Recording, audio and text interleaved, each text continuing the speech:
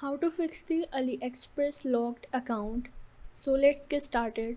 So first of all, you have to understand the reason that AliExpress may lock your account for the various reasons now, such as the unusual activity, violation of the terms, or the security concern.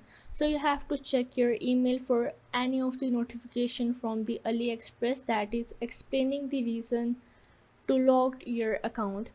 After that, you have to go to the AliExpress website or the app to log in into your account. Now here you have to see that you might see an option to unlock account or deactivate. So you have to follow the prompts, which may include your verifying your identity by your SMS or an email.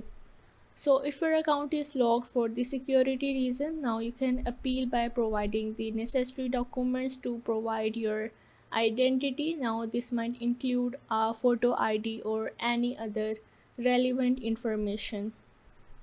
And in the last, you have to reach out to the AliExpress customer support for the further assistance. Simply provide them with all the relevant details and any error messages that you may receive. Now they can also guide you through the process of unlocking your account. So these are the steps that you can do to unlock your account in the AliExpress. So if this video helped you out, make sure to like and subscribe the channel and see you in the next video.